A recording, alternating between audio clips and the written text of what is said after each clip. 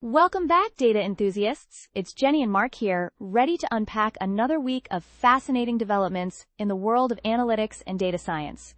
Hey everyone. Oh man, this week is packed. We've got updates from Databricks, Deloitte, ThoughtSpot. It's a lot to cover, but we'll make it fun, I promise. Absolutely. Let's start with Databricks. They've introduced something called Transform with State in Apache Spark. Mark, you're the Spark expert. What's the big deal here? Okay, so Transform with State. Basically, it's a asterisk huge times upgrade for anyone doing real-time data processing. Think about it. You're getting data streaming in constantly, right? And you need to keep track of what's happened before, the state of things. This new feature makes that times easier and more flexible. So it's like giving the system a better memory? For, say, tracking user activity on a website or monitoring sensors in a factory? Exactly. It's kind of like, you know when you're playing a video game and it remembers your progress? That's stateful processing. Backquote transform with state backquote lets you do that with way times more complex data. And it integrates with other Databricks tools for better data governance. I was just reading their blog post about it. It's pretty impressive. 1. That sounds incredibly useful. Now, switching gears a bit, Deloitte launched a free virtual internship program focused on data analytics and AI. This seems like a great initiative, especially with the growing demand for these skills. Yeah, it's all about bridging that skills gap. I mean, everyone's talking about needing more data scientists, but where are they going to come from? Programs like this are a crucial part of the solution. Right? It's giving people hands-on experience, which is often the biggest hurdle. It reminds me of those online coding boot camps, but specifically for the data world. Totally.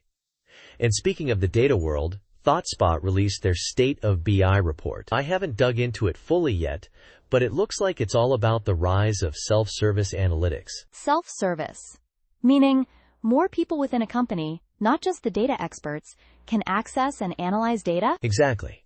Think dashboards and tools that are user-friendly enough for, say, a marketing manager to use without needing to call up a data analyst for every little question. That makes a lot of sense. Empowerment through data. But there's always a but, isn't there? Qubits research highlighted a big gap between investing in AI and actually using it. 8. Oh yeah, that's a sobering statistic. Something like 94% are investing, but only 21% are actually operationalizing it. 8. It's like buying a fancy sports car and then just letting it sit in the garage. So what's causing that disconnect? Is it the technology itself, or is it more about the people and processes? It's a mix of things, I think. Data quality is a asterisk huge times 1.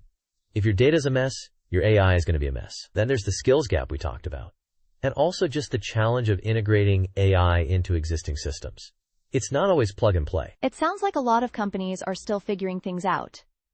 And on the topic of systems, it sounds like Microsoft Fabric is making some pretty big changes. Yeah, Fabric is Microsoft's big push for a unified data platform.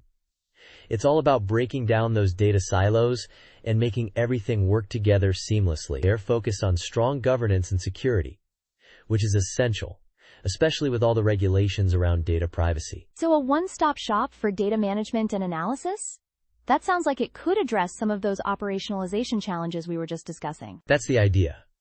It's still relatively early days, but the trend is definitely towards these more integrated platforms. And with all this talk about AI, we can't forget the underlying math. Groby's report on mathematical optimization. That's the engine that drives a lot of these AI algorithms. Mathematical optimization. So making sure the AI is working as efficiently as possible? Exactly. It's like fine-tuning the engine of that sports car we talked about earlier. It's not as flashy as some of the other AI news, but it's absolutely critical. It's all connected, isn't it? From the fundamental math, to the tools we use, to the people who are making it all happen. This has been a really times insightful overview, Mark. Thanks for breaking it all down. My pleasure, Jenny. And thanks to everyone for listening. We'll be back next week with more data adventures.